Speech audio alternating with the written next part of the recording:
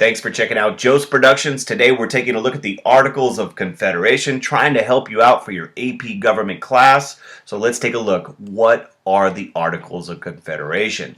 And on the most basic level, this is the first national government of the United States. You could tell that guy is super excited.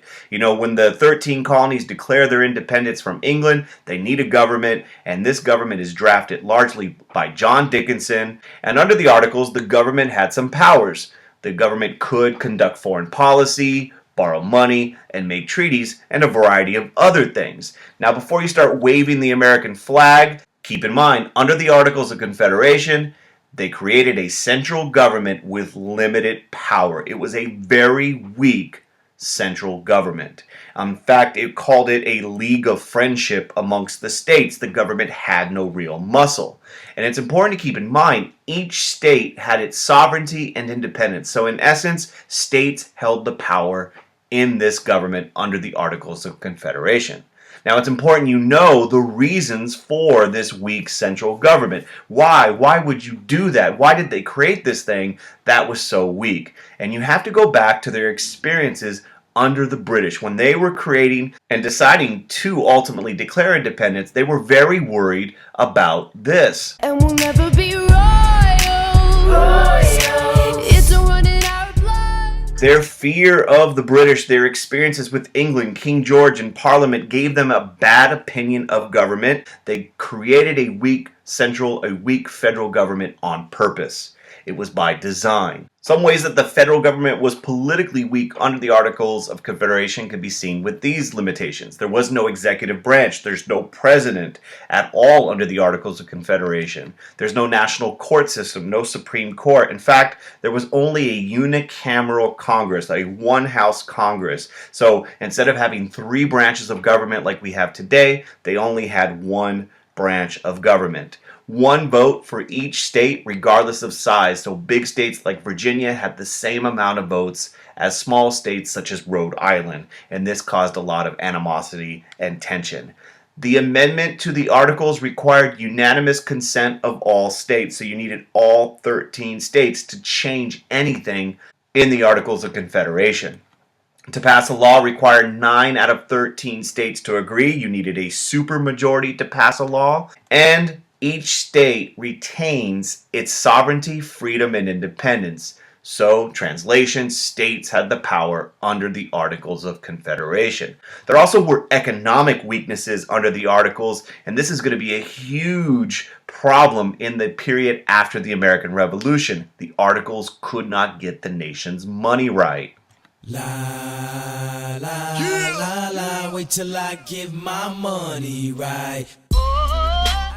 Congress, under the Articles of Confederation, could not impose taxes. This is a huge problem because the nation was deeply in debt after the American Revolution, and they had no taxing power. They could only suggest that states donate money for the national cause. There was no enforcement mechanism of tax collection. It was on a voluntary basis. Congress could not regulate commerce or trade. That's going to be a huge problem. And individual states could impose tariffs or taxes on goods on other states. So you had states, in essence, taxing one another, and this kind of caused problems for the national economy in the post-American Revolutionary period.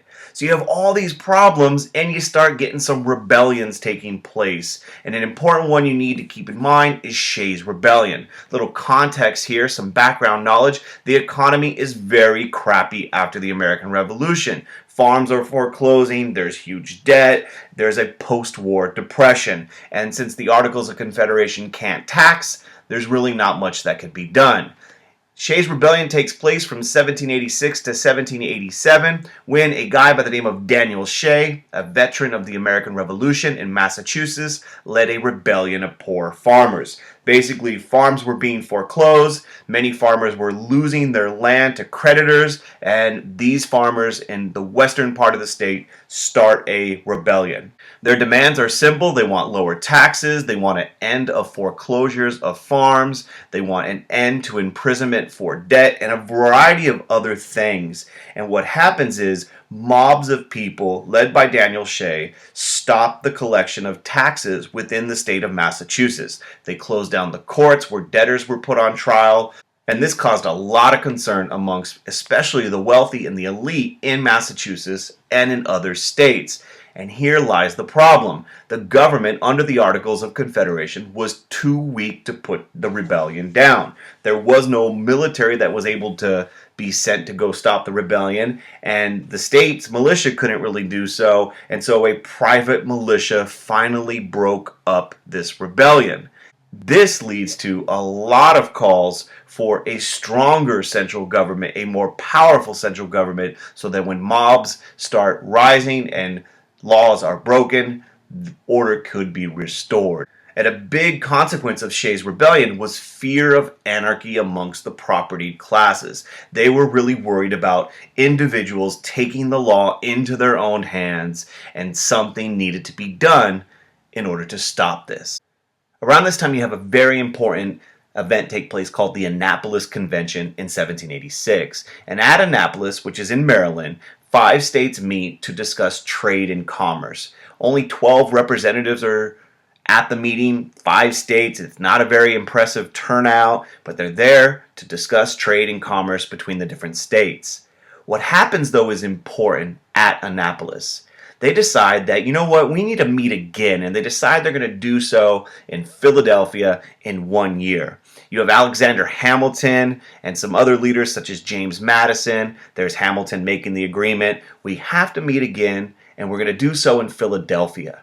And what this meeting will be in Philadelphia in May of 1787, that will be the Constitutional Convention. They didn't know it was going to be a constitutional convention. All they're agreeing is we're going to meet again. But in May of 1787, they're going to completely overturn the Articles of Confederation. But we'll take a look at what happens at the Constitutional Convention at another time. So why does all this matter? What's the big idea for AP government classes? So you should all know the Articles of Confederation created a weak central government. Spoiler alert, the Constitutional Convention created a strong national government, and even to this day, we continue to debate the power of the federal government, whether it be Republicans or Democrats or other political parties. We are constantly trying to figure out how big should the federal government be, what should the government do, what should it not be allowed to do, and this is one of the key concepts of AP government and government in general.